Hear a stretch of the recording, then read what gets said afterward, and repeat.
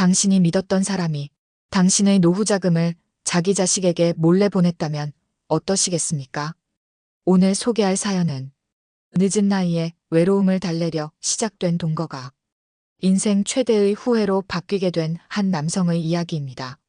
평생 모은 퇴직금을 믿었던 그녀가 단 한마디 상의 없이 자기 아들에게 송금해왔다는 충격적인 전말. 지금부터 함께 들어보시죠. 시청하시기 전에 구독과 좋아요, 알림 설정도 꼭 부탁드립니다. 여러분의 클릭 하나가 저희에겐 큰 힘이 됩니다. 안녕하세요. 저는 올해 66, 이제는 사람들 말대로 노인네 소리 들을 나이입니다. 누군가에겐 별일 아닐지 몰라도 제겐 가슴 깊이 응어리진 이야기가 있어서 이렇게 사연을 보냅니다. 저는 15년 전에 아내를 병으로 먼저 보냈습니다.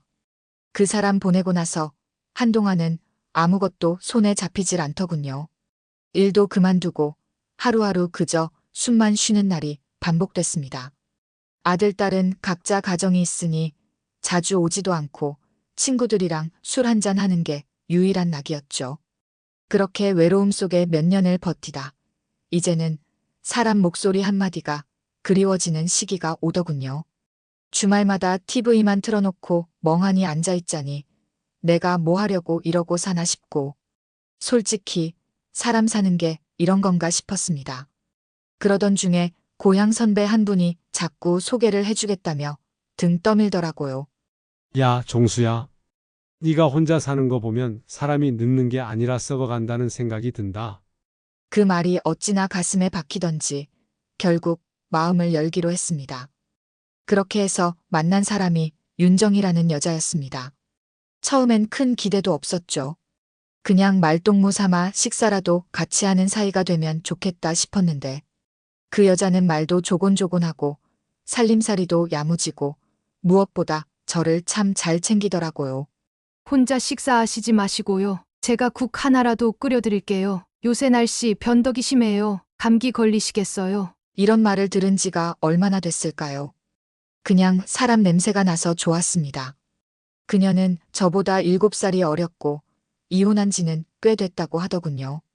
자식 하나를 혼자 키우느라 고생을 많이 했다고 했지만 티도 안 내고 밝은 모습이 인상 깊었습니다. 몇 달 그렇게 만나면서 자연스럽게 서로에게 기대는 마음이 생겼습니다. 제가 먼저 말했습니다. 정희 씨, 우리 같이 살아본 건 어때요? 뭐, 꼭 결혼이 아니라도 좋으니까. 서로 외로움 덜어주는 사이로. 그녀는 잠시 머뭇거리더니 고개를 끄덕였습니다. 그래요. 종수 씨, 저도 혼자 사는 게 너무 힘들었어요. 그렇게 해서 우리는 혼인신고 없이 동거를 시작하게 됐습니다. 서로 편한 관계로 법적 책임 없이 살아보자고 한 거였죠. 주변 사람들에겐 늦깎이 부부라고도 불렸고 저도 그 말이 싫지 않았습니다. 처음엔 참 좋았습니다. 아침마다 밥상 차려주는 사람 있고 따뜻한 말 한마디 건네주는 사람이 옆에 있다는 게 이토록 사람을 살게 만드는 줄은 그전엔 몰랐습니다. 혼자 지내던 그 허전한 집안에 이제는 사람 사는 온기가 돌기 시작했습니다. 그때까지만 해도 몰랐습니다. 그 따뜻한 온기가 언젠가는 내 노후를 앗아갈 불씨가 될 줄은요. 같이 살기 시작한 지 한 달, 2달 시간이 지나면서 생활은 훨씬 단정해졌습니다. 혼자 있을 땐 라면 하나 끓이는 것도 귀찮았던 사람이었는데 정희 씨가 옆에 있으니까 삼시세끼를 꼬박꼬박 챙겨 먹게 되더군요. 오빠, 오늘은 묵은지 넣고 김치찌개 했어요. 얼큰하게 끓였으니까 드셔봐요. 그 말 한마디에 숟가락이 저절로 올라가고 밥이 꿀떡꿀떡 넘어가니 아, 이래서 사람이 혼자 살면 안 되는 거구나 싶었습니다. 정희 씨는 살림을 참 알뜰하게 했습니다. 생각지도 못한 할인 행사, 전단지에 나온 특가 상품까지 꼼꼼히 체크해가며 시장을 보더라고요.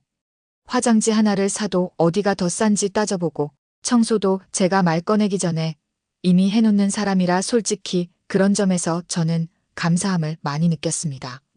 그래서였을까요? 언젠가부터 돈 관리 얘기를 꺼냈을 때 저는 아무런 의심도 하지 않았습니다. 오빠, 생활비랑 공과금 이것저것 챙기다 보니 카드 꺼내기도 번거롭죠. 제가 그냥 한 번에 정리해서 관리할게요. 어차피 장도 제가 보고 청구서도 제가 처리하니까요. 그 말이 그리 자연스럽게 들릴 수가 없었습니다. 또 실제로 그동안 그녀가 생활비를 꼼꼼히 쓰는 걸 옆에서 봤기 때문에 괜한 걱정이 없었죠. 저는 통장 하나를 그녀에게 맡겼습니다. 생활비용으로 사용하는 계좌였고 비밀번호도 알려줬습니다. 카드도 한 장 주면서 시장이나 마트 갈 때 쓰라고 했습니다. 준희 씨가 더 잘 알아서 쓸 거니까 편한 대로 해요. 고마워요. 오빠, 제가 깔끔하게 정리할게요. 그렇게 돈의 흐름이 제 손을 떠나기 시작했습니다. 처음에는 정말로 문제가 없었습니다. 월말마다 정희 씨는 직접 수첩에 지출 내역을 적어가며 보여주기도 했고, 이번 달은 장 보느라 좀 더 들었어요라며 솔직하게 말도 했죠.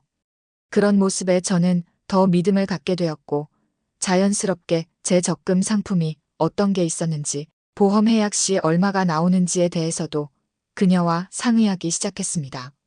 오빠, 요즘 금리가 너무 낮아서 적금으로는 큰 이익이 없대요. 그럴 바에야 이 돈을 한꺼번에 묶어서 다른 금융상품으로 넣는 건 어때요? 글쎄 나는 잘 몰라서 그런 것도 있어요? 그럼요. 요즘은 제가 보는 프로그램에서도 다들 그렇게 하던데요. 필요하시면 제가 은행 가서 상담도 받아볼까요? 그 말에 저는 고개를 끄덕였습니다. 그래, 나보다 젊은 사람이니 더 잘 알겠지.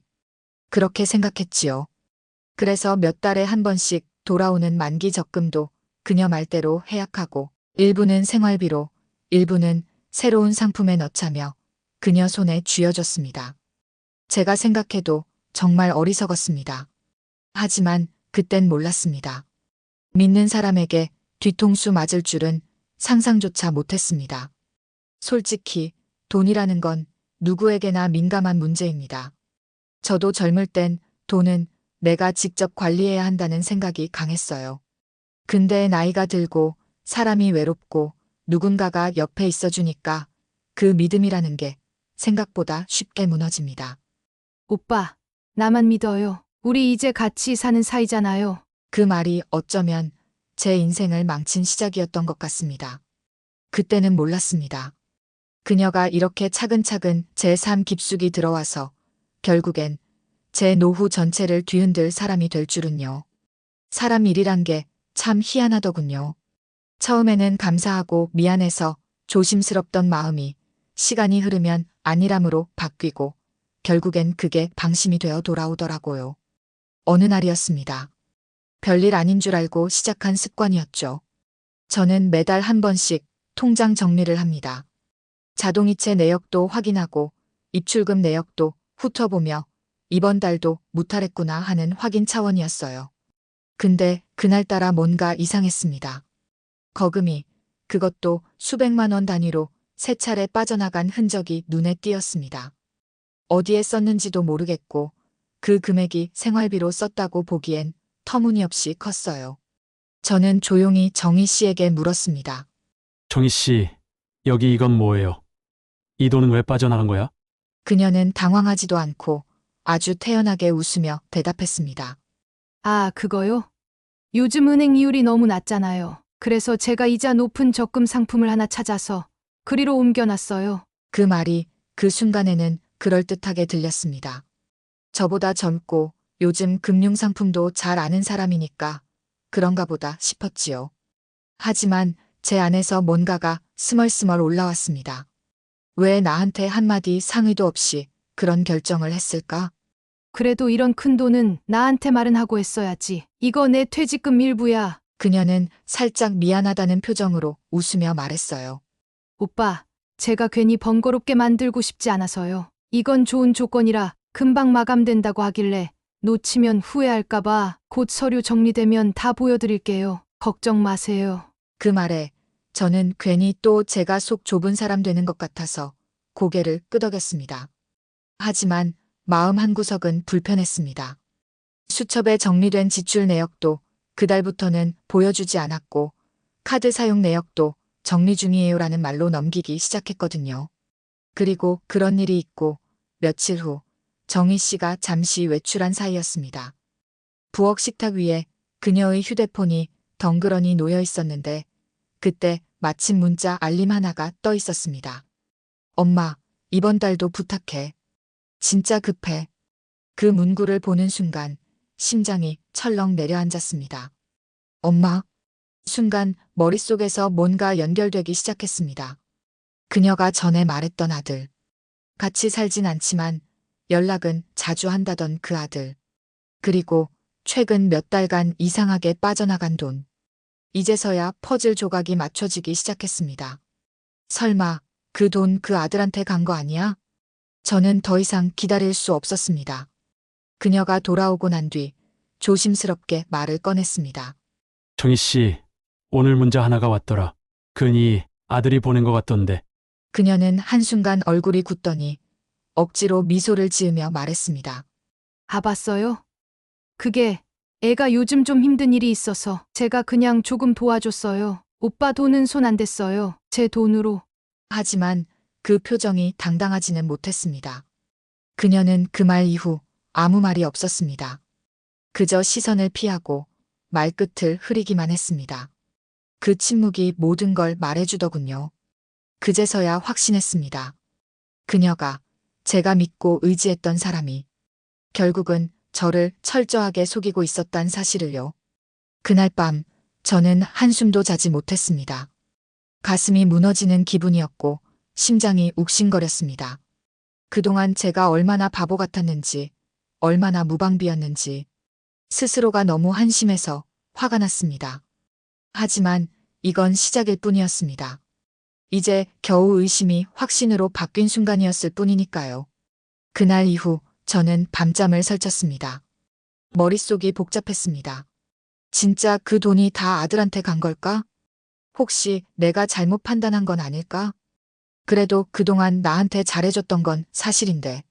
이런 생각들이 머릿속을 돌고 도니 어느 쪽으로도 확신을 내릴 수 없었습니다.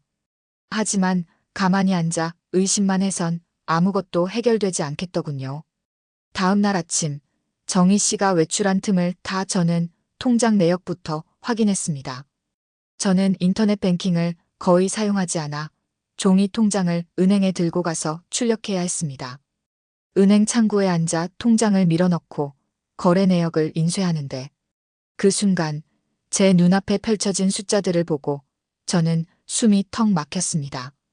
300만 원, 250만 원, 400만 원. 그렇게 몇 달간 총 5천만 원 가까이가 이경민이라는 이름으로 꾸준히 송금되어 있었습니다. 이름을 보는 순간 확신했습니다. 그 이름, 정희 씨가 전에 말했던 아들의 이름이었습니다. 제가 모르게 그것도 아무런 상의도 없이 제 통장에서 수천만 원이 빠져나가고 있었던 겁니다. 은행 직원에게 해당 송금 계좌의 상세 내역을 요청했더니 지속적으로 정기 송금 설정이 되어 있었고 심지어 제 통장 외에 예전에 들고 있던 적금 계좌도 해약되어 자금이 빠져나간 정황이 보였습니다. 눈앞이 아득해졌습니다. 그동안 정희 씨가 챙긴다며 해약했던 적금, 그 돈들이 고스란히 그 아들놈에게 흘러들어갔던 겁니다. 집으로 돌아오는 길이 얼마나 길게 느껴졌는지 모릅니다. 걸음은 무겁고 머릿속은 쿵쿵 울리고 저는 스스로에게 수없이 물었습니다. 내가 대체 무슨 짓을 당한 거지?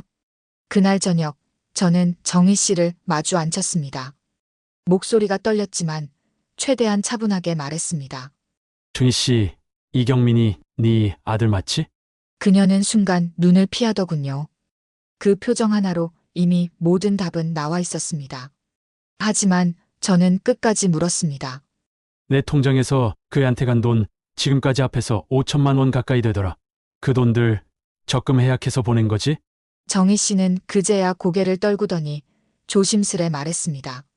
오빠 미안해요. 애가 요즘 너무 힘들었어요. 직장도 그만두고 빚이 좀 있어서 저도 어쩔 수가 없었어요. 그래서 그걸 내 돈으로 해결하려고 했다는 거야? 그냥 잠깐만 도와주고 말 생각이었어요. 처음엔 저도 제 돈으로 했어요. 그런데 부족하니까. 그녀의 목소리는 점점 작아졌고 저는 더 이상 아무 말도 할 수 없었습니다. 아무리 생각해도 이해되지 않았습니다. 자기 아들이 빚이 있다고 해서 왜 내 돈으로 그걸 갚습니까? 왜 한마디 상의도 없이 남의 노후 자금을 자기 자식에게 흘려보낼 수 있습니까? 게다가 그 돈은 제가 평생 일하면서 모은 퇴직금 일부였습니다. 나중에 딸 지연에게라도 뭔가 남겨주려던 그런 마음으로 쥐고 있던 마지막 안전망이었습니다. 그녀는 다시 말했습니다. 오빠, 진짜 미안해요. 이건 제가 책임지고 다 돌려드릴게요. 지금은 상황이 안 되지만 시간이 지나면 저는 허탈해서 웃음이 나더군요. 그걸 내가 어떻게 믿어? 지금까지 말도 안 하고 다 숨기고 이게 말이 돼? 정희 씨는 제 눈을 똑바로 보지 못했습니다. 저는 그 순간 확신했습니다. 이 사람은 나를 사랑해서 함께한 게 아니었구나. 나를 믿고 따른 게 아니라 내 돈을 믿은 거였구나. 그 밤 방 안의 공기가 서늘했습니다. 함께 살아온 몇 년의 시간이 송두리째 무너지는 소리, 믿음이 산산이 부서지는 소리가 제 귓가에 맴도는 듯 했습니다. 그리고 저는 마음을 굳히기 시작했습니다. 이 관계를 끊어야 한다는 확실한 결심을요. 그날 이후로 저는 말없이 며칠을 지냈습니다. 무슨 말을 어떻게 꺼내야 할지 몰랐습니다. 같이 밥을 먹는 것도, 같은 공간에 있는 것도 숨이 막히더군요. 정희 씨는 마치 아무 일도 없었던 듯 평소처럼 밥상을 차리고 웃으며 말을 걸었지만 저는 더 이상 그 웃음을 볼 수 없었습니다. 그녀의 얼굴이 아니라 내 통장에서 빠져나간 돈, 그 아들에게 보낸 문자, 거짓말처럼 포장된 말들이 떠올랐습니다. 이제는 정말 결단을 내려야 할 때였습니다. 저는 평생 그렇게 겁 많고 우유부단하게 살진 않았습니다. 하지만 나이가 들고 외롭다는 감정 하나가 사람을 이렇게 바보로 만들 줄은 몰랐습니다. 다시 정신 차리자 분노가 올라오더군요. 그날 밤 저는 정희 씨를 마주 앉혔습니다. 식탁 위에는 말라버린 나물 반찬과 식지 않은 국이 그대로 있었습니다. 정희 씨, 오늘은 얘기 좀 합시다. 그녀는 당황한 기색을 감추지 못하며 물었습니다. 무슨 일인데 그래요? 오빠, 당신 당장 이 집에서 나가요. 오늘부터 이 집은 당신 집이 아닙니다. 그녀는 순간 멍해진 얼굴로 저를 바라봤습니다. 마치 갑작스러운 통보라도 받은 것처럼 말이죠. 오빠, 갑자기 왜 그래요? 내가 잘못한 건 알지만 이렇게까지. 잘못. 당신이 한 게 단순한 실수로 보입니까? 그건 명백한 사기예요. 내 허락 없이 내 통장에서 수천만 원을 빼가서 당신 아들에게 송금했잖아요. 적금도 해약했죠. 그게 어디서 봐서 조금 도와준 것입니까? 정희 씨는 울먹이며 손을 뻗었습니다. 오빠, 나도 그렇게 하려고 한 게 아니었어요. 정말 어쩔 수가 없었어요. 경민이가 죽겠다고 하니까 나한텐 하나뿐인 아들이잖아요. 그럼 내 노후는요?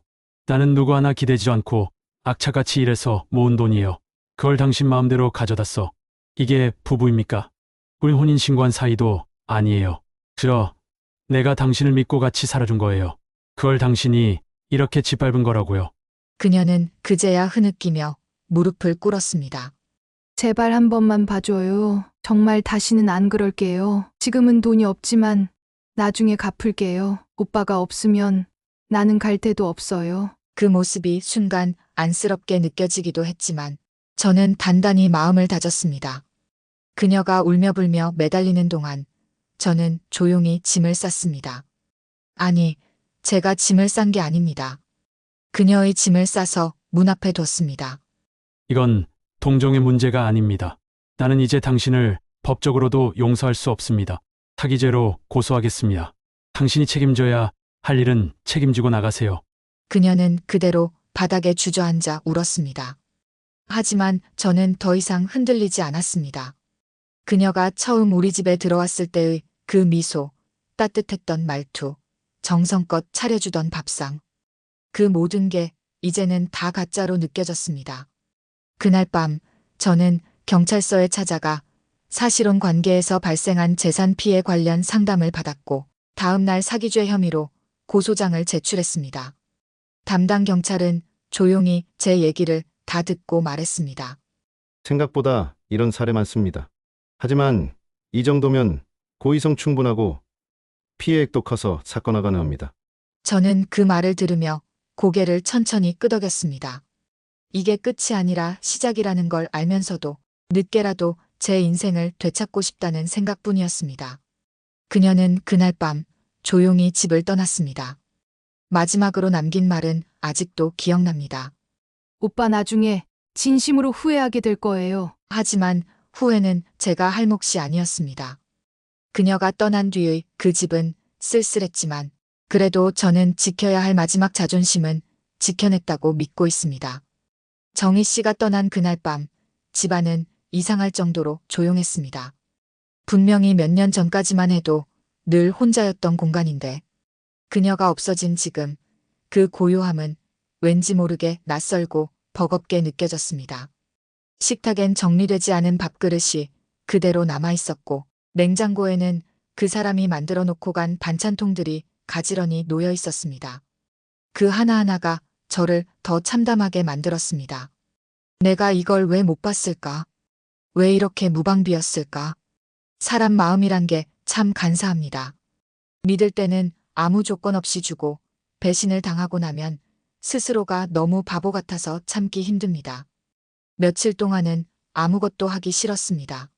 아침에 일어나도 밥이 없고 누가 깨워주는 사람도 없고 TV를 켜놔도 화면 속 목소리가 귀에 들어오지 않았습니다. 그나마 다행이었던 건 제가 정희 씨에게 집 명의를 넘기진 않았다는 점입니다. 집은 여전히 제 이름으로 되어 있었고 일부라도 남아 있었습니다. 하지만 예금과 적금은 거의 손을 탄 상태였고 작은 보험 상품들마저 해약되어 있었기에 남은 노후 자금이라 부를 만한 건 이제 거의 없었습니다. 돈보다도 마음이 더 무너졌습니다. 가장 참기 힘들었던 건 제 자신에 대한 분노였습니다. 내가 그렇게 멍청했나? 왜 아무런 의심도 없이 다 맡겼을까? 그렇게 며칠을 보내고 있을 즈음 딸 지연이가 집으로 찾아왔습니다. 어떻게 알았는지 모르겠지만 현관문을 열고 들어오는 딸 얼굴을 보자 눈물이 왈칵 쏟아질 뻔했습니다.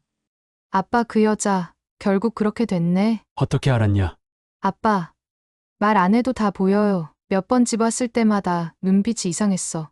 아빠 표정도 맨날 어두워지고 그 여자 눈치 보면서 말하는 거 다 들켰다고요. 그 말을 듣고 저는 한참 동안 말이 나오지 않았습니다. 딸 앞에서 괜히 체면 구긴 것 같아서 괜스레 눈물이 났습니다. 지연아, 아빠가 바보였다. 진짜 바보처럼 살았다. 지연이는 제 손을 꼭 잡고 말했습니다. 아빠가 바보가 아니라 그냥 사람이 그리웠던 거예요. 근데 그걸 악용한 사람 잘못이지. 왜 아빠가 바보야? 그 말에 저는 처음으로 조금 마음이 놓였습니다. 그래도 나를 진심으로 걱정해주는 사람이 내 곁에 아직 있다는 게 얼마나 다행인지 새삼 느꼈습니다. 하지만 저는 더 이상 딸에게 손 벌리고 싶지 않았습니다. 그 애도 자기 가정이 있고 아이들 키우느라 빠듯할 텐데 나까지 얹히는 건 제 자존심이 허락하지 않았습니다. 그래서 선택한 게 지금 이 작은 원룸입니다. 아파트는 제 명의로 남아 있었지만 앞으로 살아가는 돈을 마련하기 위해서는 그 집을 팔고 작은 집으로 이사갈 수밖에 없었습니다. 방 하나, 간이 주방 하나 딸린 15평 남짓한 공간. 집이라기보단 그냥 머무는 공간에 가깝지만 그래도 제 마음만큼은 조용히 가라앉힐 수 있는 곳입니다. 반찬은 편의점 반찬이나 마트 도시락으로 때우고 틈틈이 경로당에서 하는 건강 강좌나 탁구 모임에 얼굴도 비추고 있습니다. 사람들은 괜찮냐고 묻지만 사실 괜찮진 않습니다. 사람한테 받은 상처는 약도 없고 시간도 더디게 갑니다. 한밤중에 문득 잠이 안 올 때면 정희 씨와 함께 나눴던 일상들이 떠오릅니다. 같이 마트 가서 딸기 고르던 모습, 비 오는 날 따뜻한 국물 먹으면서 나눴던 웃음, 생일에 미역국 끓여주며 이제 나도 식구냐고 웃던 얼굴. 그 모든 게 가식이었다는 걸 알면서도 그때의 따뜻함이 그리워지는 제가 한심하기도 합니다. 지금은 그냥 하루하루를 버티며 살고 있습니다. 무언가를 기대하기보다는 남은 인생에서 더는 상처받지 않기를 바라는 마음뿐입니다. 사람 마음이란 게 그렇게 쉽게 회복되지는 않더군요. 그래도 이젠 혼자 있는 시간이 조금은 덜 무섭습니다. 상처 입은 만큼 단단해졌다고 믿고 싶습니다. 이 글을 쓰는 지금 이 순간에도 저는 여전히 그녀와 법정 다툼을 이어가고 있습니다. 형사 고소는 사기죄로 접수가 되었고 민사소송도 따로 걸어둔 상태입니다. 물론 아직까지도 한 푼 돌려받지 못했습니다. 그녀는 갚을 돈이 없다는 말만 되풀이하고 있습니다. 제가 보기엔 돌려줄 의지도 책임질 마음도 없어 보입니다. 가끔은 이런 생각도 듭니다. 이 나이에 내가 이 고생을 왜 하고 있나? 그냥 포기해버릴까? 하지만 제 마음 한구석은 그렇게 쉽게 내려놓을 수가 없습니다. 제가 이 소송을 끝까지 밀어붙이는 이유는 하나입니다. 사람이 사람을 그렇게 함부로 속이고 자기 이익을 위해 누군가의 인생을 망가뜨리는 일이 그렇게 쉽게 끝나선 안 된다고 생각하기 때문입니다. 돈은 다시 벌 수 없습니다. 시간도 마음도 되돌릴 수 없습니다. 하지만 최소한 잘못한 사람에게 책임은 지게 해야 하지 않겠습니까? 이번 일로 제 노후는 완전히 틀어졌습니다. 적금도 보험도 연금도 모조리 깨졌고 그 흔한 보험 하나 없이 그저 하루하루를 살아가고 있습니다. 지금은 작은 원룸에서 지내며 틈틈이 구청에서 운영하는 복지 프로그램에 참여하고 가끔은 딸네 집에 밥 한 끼 얻어먹는 정도입니다. 남들처럼 여행을 가거나 취미를 즐기거나 할 처지가 못 됩니다. 그녀와 함께했던 시간은 이제 돌이킬 수 없는 인생 최대의 실수가 되어버렸습니다. 그런데 말입니다. 사람 마음이란 게 참 어리석습니다. 아직도 때때로 그 사람이 해줬던 따뜻한 말들, 밤에 저를 챙겨주던 손길, 아플 때 죽 끓여주던 기억이 떠오릅니다. 그 순간들마저 전부 거짓이었다고 믿고 싶지는 않아서일까요? 제 마음속 어딘가에는 아직도 그런 기억이 스며 있습니다. 하지만 그럴수록 더 마음을 다잡습니다.